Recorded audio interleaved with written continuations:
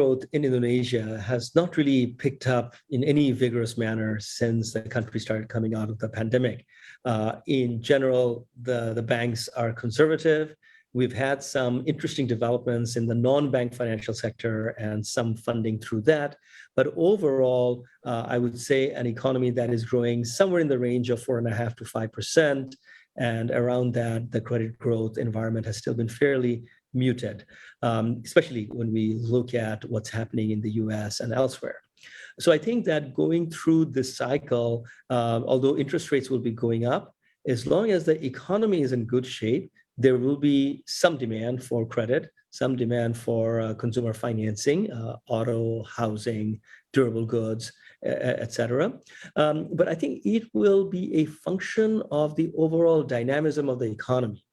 Indonesian household leverage is low by global standards. Asset position of Indonesian households are pretty decent.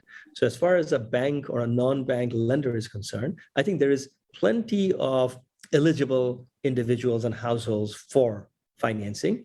The question is there demand for that? When will there be demand? If the economy is reopening in a vigorous manner, the hotels are getting full, the airports are getting full, all of a sudden, businesses will start expanding. They will need working capital. People, when they see others traveling, will want to travel themselves.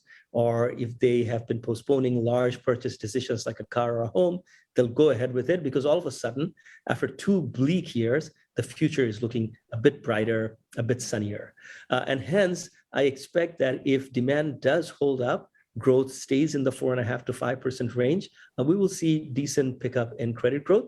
But as has been the case in the last 20 years or so, it will not be very sharp or cause problems for the policymakers. So do you have any advice for the banking industry in Indonesia to keep the cost of fund and maybe the net interest margin to keep stable in this year?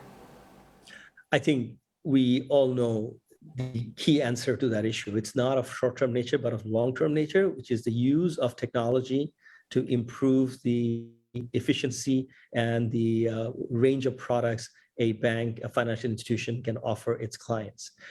We are now used to doing banking or finance through our mobile phone, through our apps, and the institution that offers the best customer experience, the least number of pain points to deal with that, will succeed, will get customer loyalty. Interest rates will go up, go down. We cannot control that. That's a function of factors that are well beyond the financial sector's power, inflation, war, those sort of things. The goal, the business model has to be to have a competitive set of offerings for one's clients, whether interest rates are high or low.